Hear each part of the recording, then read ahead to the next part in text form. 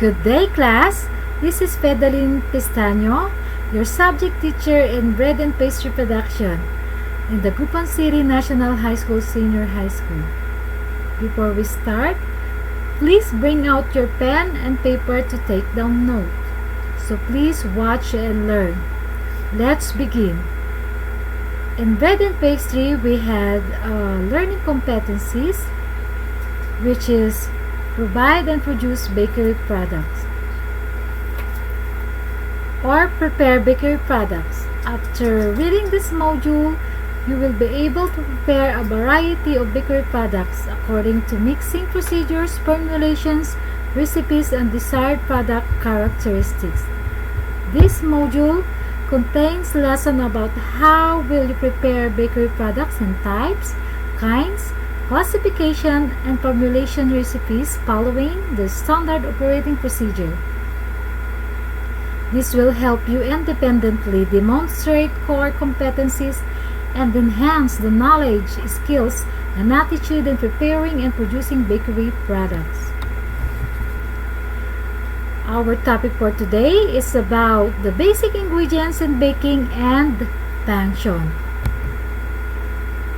I'm going to discuss about the flour, uses of flour, types of flour, sugar, forms of sugar, uses of sugar, types of sugar, sugar substitutions in baking, syrups, types of syrups, oils, uses of oils, types of oils, leavening agents, yeast, baking soda, baking powder, ammonium bicarbonate. Here's the first ingredients. Flour. Flour as foundation.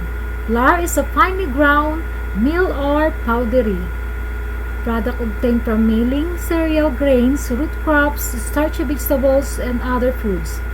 There are different kinds of flour depending on the raw materials used, such as rice flour, potato flour, soya flour, cassava flour, and several others.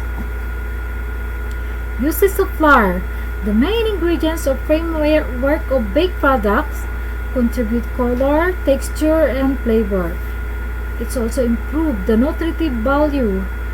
Used for various cooking products like thickening agent, binding, dredging, and stiffening agent. Types of flour. We had bread flour, BF hard wet, all-purpose flour, APF semi-hard wet, family flour or general flour, and sometimes referred to as pastry flour, contain 10 to 12% gluten, and it is used in almost all bakery goods from breads, pastries, cookies, and cakes. Good substitution or substitute for bread, flour, or cake flour. If used for bread, it needs more kneading and less mixing to prevent gluten development. When you rub it between your fingers, it feels smooth, and if pressed hardly on your hands, it holds its shapes. Cake flour or CF, soft wet. Soft flour had a 10% or less gluten. Used in cakes, cookies, and other baked goods that need little or no gluten at all. Its color is usually white, and it feels glossy and smooth like powder.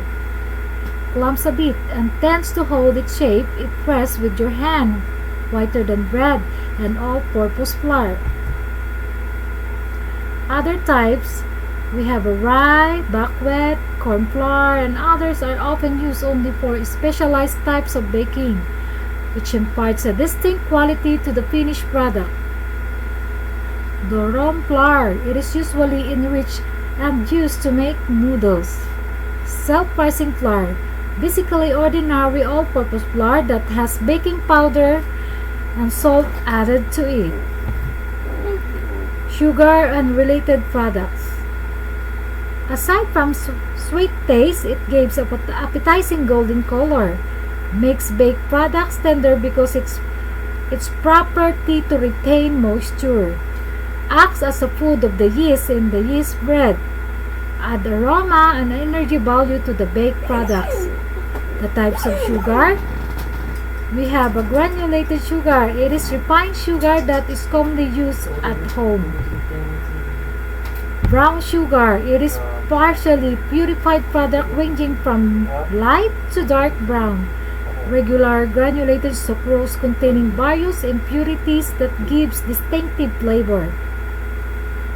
Confectioner sugars or powdered sugar. It is combination of sugar and cornstarch, with the latter added to prevent caking. Its fine, smooth, and powder-like quality make it excellent for making candies, icing, frosting, and dessert sauces. Castor sugar. It is refined white sugar with size between that of granulated and confectioner sugar. It is used in cakes and dessert making because it easily dissolves without forming lumps. Syrups or liquid ingredients act as emulsifying agents for cakes when beaten stiff and folded into the flour mixture. They help hold gas to increase the volume and tenderness of baked products. Water. It helps disperse other ingredients. The cheapest among all liquid ingredients used to hold the batter or dough together and to blend all the ingredients. Milk gives delightful aroma, provides improved nutrition, flavor, and eating quality, helps improve color of the crust, improve texture, and increases volume due to the increased ability of milk to absorb water. Kinds of milk. Whole fresh milk. Cow's milk containing a minimum of milk, fat, and non-fat milk solids. Evaporated milk made from fresh whole milk. Skim milk. Varying amounts of milk fat is removed from whole milk. Condensed milk with sugar added and water removed. Filled milk with added vitamins. Buttermilk. A low-fat or fat-free milk to which a bacterial culture has been added. It has a mildly acidic taste. Sour milk made from milk and lemon juice or vinegar can be substituted in baking recipes. Fat-free, half and half, made mostly from skim milk with carrageenan for body. Carrageen. This product can bring a creamy flavor to recipes without added fat. Light cream and half and half. Light cream contains 18 to 30% milk fat. Half and half is a mixture of milk and cream. Non-fat dry milk powder. When reconstituted, this milk product can be used in cooking. Sour cream and yogurt. Sour cream is traditionally made from light cream with the bacterial culture added, while yogurt is made from milk with the bacterial culture added. Both are available in low-fat and fat-free varieties. Whipping cream, it contains at least 30% milk fat and can be beaten into whipped cream. Fruit juice can be substituted for water and milk. Add flavor to baked product, example pineapple juice, orange juice. Shortening, maybe single fat or oil or a combination of several fats and oils. General term used for fats or oils used to tenderize baked products. Contributes to the fluffy and tender texture of pie crust and cookies. This also assists in the uniform dispersions of leavening gas. Increase volume, give shape, and textures to baked products. Leavening agent. Gas added or produced during the mixing and or heating of a batter or dough, making the mixtures rise. Make baked products light and porous. Volume increases as the air entrapped in the flour mixture expands when heated. 3 types of leavening agents. We have biological or natural enzyme. Yeast is a single-celled plant capable of converting sugar to alcohol and carbon dioxide in a process known as fermentation. Chemical or commercial. Baking powder. a leavening agent containing both baking soda and one or two acids, citric or tartaric. It reacts without acid from the other ingredients when wet and when it becomes hot. The baking powder used at home is double acting because it has two types of acid. One reacts when liquids are added in the bowl, and the other reacts when it becomes hot during baking. Carbon dioxide is the gas produced that leaps the butter and makes a light producing in the end. Baking soda or sodium bicarbonate, a chemical leavening agent that releases carbon dioxide when acids or acid sources are added to it, such as sour milk, molasses, and cream of tartar. Baking soda has one other advantage in the kitchen: its natural fire extinguisher. Take note that, class. Makakatulong yan kapag may sunog. Always mix with other dry ingredients before adding any liquid, since leavening begins as soon as soda comes in contact with liquid. Water vapor or steam contributes to the improvements of the texture and volume of the dough. Cream of tartar, potassium hydrogen tartrate, used to stabilize the egg whites and allow them to reach its full volume.